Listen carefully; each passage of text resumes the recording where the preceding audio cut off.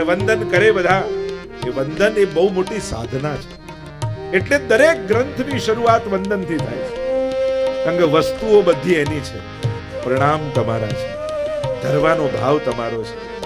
ન મન, મન એને ધરી દેવું, એને જ કહેવાય ન મન.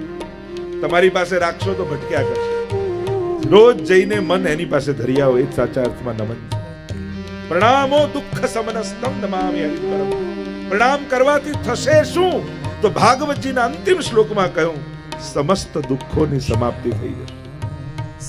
જેમ અગ્નિમાં જાણતા લાકડું નાખો કે અજાણતા પડે, અગ્નિ તો બાળી જ નાખે છે. એમ તમારા કરેલા ભાવથી, અભાવથી, કુભાવથી જે રીતે પણ વંદન કર્યા ને, એ કરેલા વંદન ક્યારે નકામા નહીં જાય. પ્રયોગ કરી જોજો. જીવનમાં ક્યારેક પણ કોઈ સંકટ આવે, નિયમ લો. ઘણી વાર લોકો ઊંધું કરે. આ મંદિરે ધીરે ધીરે દેખાતા ઓછા થઈ જાય એટલે આપણે પૂછીએ કેમ આજકાલ દેખાતા નથી? હમણાં ટાઈમ બરાબર નથી ચાલતો. અરે એટલે તો વધારે આવો, કારણ કે ટાઈમ બરાબર કરનારા ઠાકોરજી સિવાય બીજું કોઈ નથી. અને તું એનાથી જો માણસનું દુર્ભાગ્ય આવવાનું હોય ને, એની બે નિશાની. પહેલી નિશાની એ એના કરેલા નિત્ય નિયમો, સંકલ્પો ધીરે ધીરે છૂટવા લાગે. અને છૂટવા લાગે તો માનજો કંઈક દુર્ભાગ્ય આવવાનું છે. અને ધીરે ધીરે ભગવાનથી દૂર થવા લાગે તો માનજો કે આના જીવનમાં દુર્ભાગ્ય આવવાનું છે. સૌભાગ્યના દાતા કેવલ ને કેવલ ઠાકોરજી છે. અને એટલા માટે જેને જીવનમાં સૌભાગ્ય જોઈએ છે, એને પ્રભુની સન્મુખતા રાખે. આનંદ રૂપ પરમાત્મા છે. એટલે જ કઈ નંદ ઘેર આનંદ ભયો, કૃષ્ણ ભયો નથી કહેતા.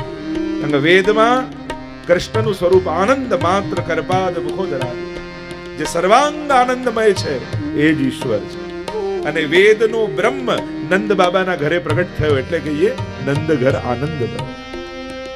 પછી કહીએ જય કનૈયા લાલ કી, કે કયા નામે? તો કે કૃષ્ણ નામે. અને નંદ મહોત્સવનો એવો આનંદ થયો. આપણે ત્યાં તો પુષ્ટિ માર્ગમાં કહેવાય કે આ ત્રણ વસ્તુ જેણે નથી પામી એને વૈષ્ણવ બનીને પણ શું આનંદ પામ્યો. એક નંદ મહોત્સવનું દહીં, બીજું ડોલનો ગુલાલ, અને ત્રીજું અન્નકૂટની સખડી. આ ત્રણ જેણે નથી પામ્યા એને શું આનંદ કર્યા છે. આ ભક્તિ માર્ગ, આ પુષ્ટિ માર્ગ તો આનંદનો માર્ગ છે. જો બે પ્રકારની સાધના છે. એક છે ધ્યાન માર્ગ. બધું બંધ કરી, આંખ બંધ કરી અને બેસી જાઓ અને પરમાત્મામાં, જ્યોતમાં મન લગાવો. એ પ્રકારની સાધના. પણ જ્યારે જ્યારે મન લગાવવાની કોશિશ કરો ને ત્યારે મન ભટકે છે. તમે ધ્યાન લગાવવાની કોશિશ કરશો ને, બેસશો તો મન ભટકવા લાગશે. અને સૌથી વધારે પૂછાતો પ્રશ્ન એ જ છે ને, સેવામાં બેસીએ ને અમારું મન ભટકે છે, પાઠ કરવા બેસીએ ને અમારું મન ભટકે છે. અચ્છા, નંદ મહોત્સવ માણતા માણતા ક્યારે મન ભટક્યું? હોરી ખેલ કરતા કરતા ક્યારે મન ભટક્યું?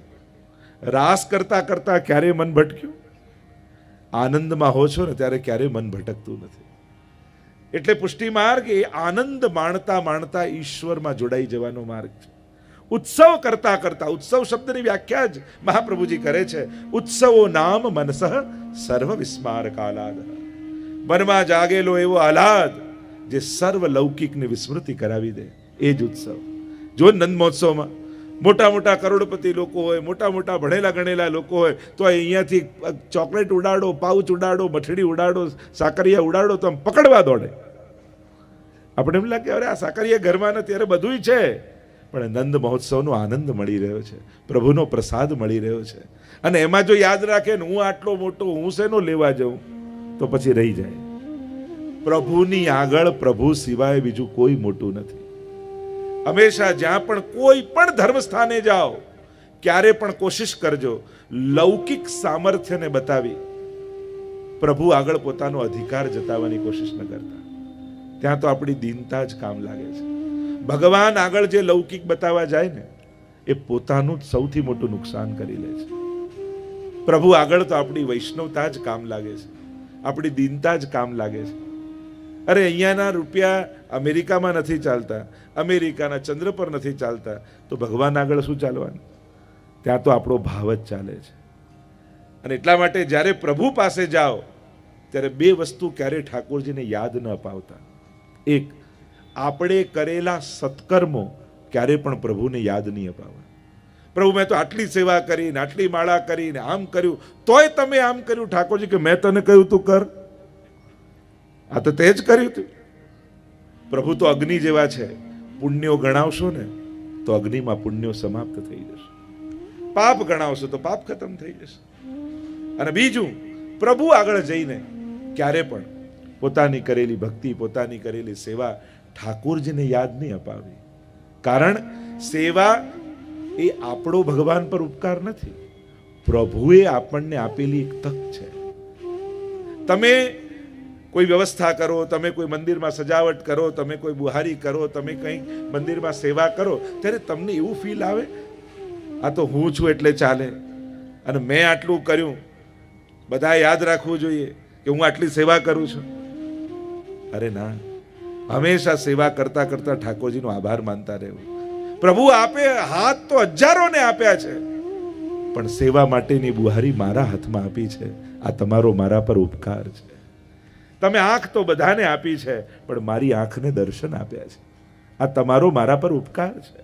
તમે તો કોઈની પાસે પણ કરાવી શકત, પણ તમારું કાર્ય કરવા માટે તમે મારા ખિસ્સામાં હાથ નાખ્યો. આ તમારો મારા પર ઉપકાર છે.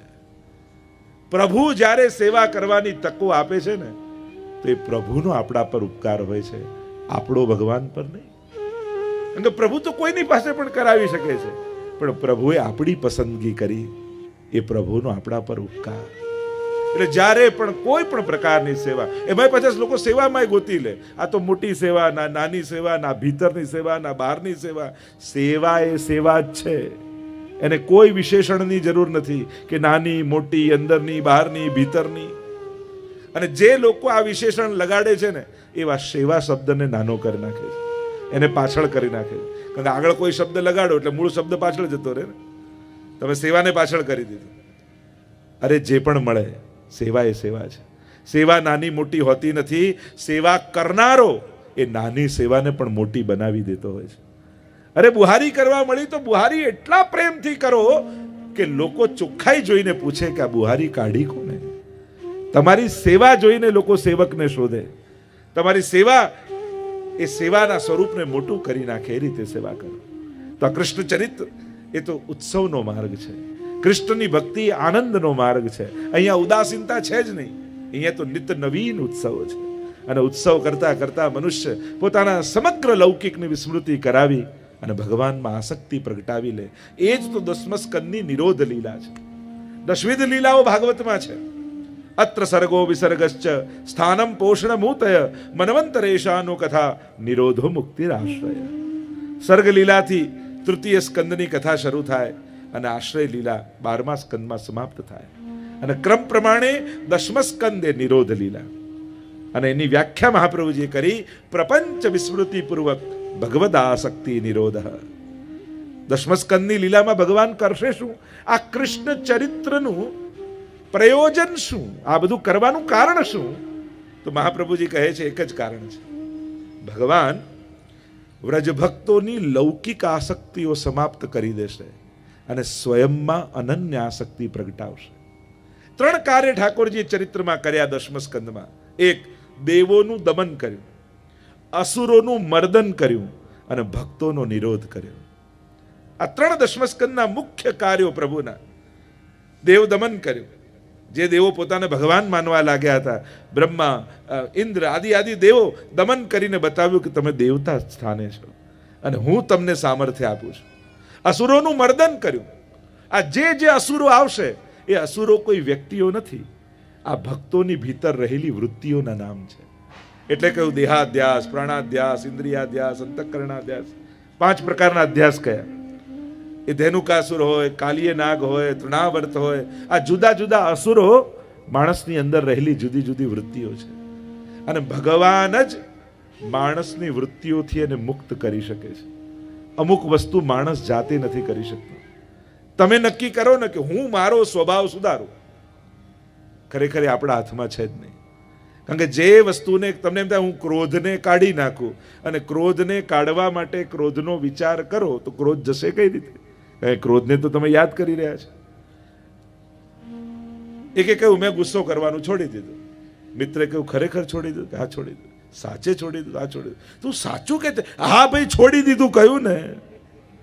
બસ આ માણસનો સ્વભાવ. આ તો કોઈ ગુરુની કૃપા થાય, કોઈ ભગવદીઓનો સંગ મળે તો જ સ્વભાવ પર વિજય થાય, બાકી બહુ કઠિન છે. છેલ્લી ઘડીએ માણસનો સ્વભાવ એને નડી જતો હોય. પણ પુષ્ટિ માર્ગમાં વિચિત્રતા જુઓ, અહીંયા ભગવાન ભક્તોને સુધારવાની કોશિશ નહીં કરે. અહીંયા ભગવાન ભક્તોની આસક્તિ એમનામાં લાગે એટલા માટે ભક્તો જેવા એમનું મન લાગે એવી લીલા કરશે. સુબોધનીમાં મહાપ્રભુજી આજ્ઞા કરે છે, સ્વભાવસન્યથા ભાવો ન વૈ શક્ય કથંચન અતસ્ત્રિવિધ જીવેશુ ત્રિવિધા ભગવત કૃતિ. જીવ એનો સ્વભાવ બદલી શકતો નથી. અને 4 પ્રકારના ભક્તો છે, તામસ, રાજસ, સાત્વિક અને નિર્ગુણ. હવે એ ભક્તોનો ભગવાને પોતાનામાં નિરોધ કરવો છે તો ભગવાન ભક્તોને બદલવાની મહેનત નહીં કરે, પણ ભક્તોની પ્રકૃતિને અનુકૂળ લીલા કરશે. ભગવાન પોતે તામસ લીલા કરશે એટલે તામસ ભક્તોને જોઈને એમ થશે આ તો અમારા જેવો ભગવાન છે, એટલે ભગવાનમાં પ્રેમ જાગી જશે. ભગવાન પોતે રાજસ લીલા કરશે એટલે રાજસ ભક્તોને એમ થશે આ તો અમારા જેવો ઠાકોરજી છે, એટલે એના ચિત્તની વૃત્તિ લાગી જશે. એટલે અહીંયા પ્રભુ ભક્તોને અનુકૂળ થઈ અને ભગવત લીલા કરી ભક્તોનો પોતાનામાં નિરોધ સિદ્ધ કરશે. આ જ પ્રભુની વિશેષતા છે. અહીંયા પ્રભુ ભક્તોને અનુકૂળ. આપણે 84-252 ની વાર્તા જુઓ. 252 ની વાર્તામાં જોશો તો કઈ બધા બહુ ભગવદીઓ જ નહોતા. કોઈ ચોર હતો, કોઈ લોભી હતો, કોઈ કંજૂસ હતો, કોઈ કામી હતો, કોઈ ક્રોધી હતો. કેવા જુદા જુદા ભક્તોની કથા આવે છે. પેલા વણિકની કથા આવે છે ને કે એટલો બધો કંજૂસ. ગુસાઈજી પાસે જઈને કહ્યું કે મહારાજ સેવા તો કરવી છે, પણ એવી સેવા બતાવો ને કે જેમાં 1 રૂપિયાનો ખર્ચો ન થાય. અને ગુસાઈજી તો કૃપા કરીને માનસી સેવાનું દાન આપી દીધું. જા તું માનસી સેવા કર. સ્વભાવ એટલો કંજૂસ ને કે સેવામાં પણ છેલ્લે સ્વભાવ નડી જાય. અને દૂધ ગરમ કરતા કરતા ખાંડ પધરાવતો હતો. હવે નથી દૂધ, નથી ચૂલો, નથી ખાંડ, માનસી જ છે. પણ કંજૂસ સ્વભાવને કારણે એમ થયું કે 1 મુઠ્ઠી ખાંડ વધારે પડી ગઈ. માનસીમાં એને નડી ગયું અને દૂધમાં હાથ નાખ્યો ખાંડ કાઢવા માટે. અને ઠાકોરજી હાથ પકડ્યો કે આમાં તારું શું જાય છે? નથી દૂધ, નથી ખાંડ, કાંઈ નથી, માનસી જ કરવાની છે. જોવાની વાત એ હતી કે ઠાકોરજી હાથ પકડી લીધો. એને સ્વભાવ સુધારવાની પ્રતીક્ષા ન કરી. એવી ચોરની વાર્તા આવે છે. ગુસાઈજીએ કહ્યું કે ચોરી છોડ. લોકો મહારાજ આ તો નહીં છૂટે ચોરી, મારા સ્વભાવમાં છે. અચ્છા ઠીક છે, તું સાચું બોલજે ચલ.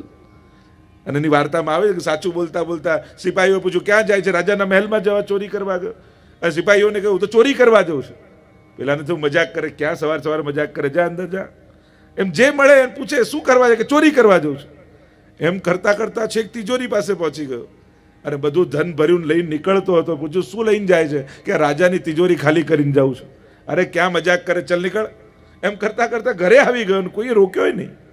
ત્યારે મનમાં વિચાર થયો કે ખાલી 1 વાર સાચું બોલ્યો તો રાજાનું ધન મળી ગયું. જો જીવનમાં ચોરી છોડી દઈશ તો ભગવાનના ભાવનું ધન મને મળી જશે.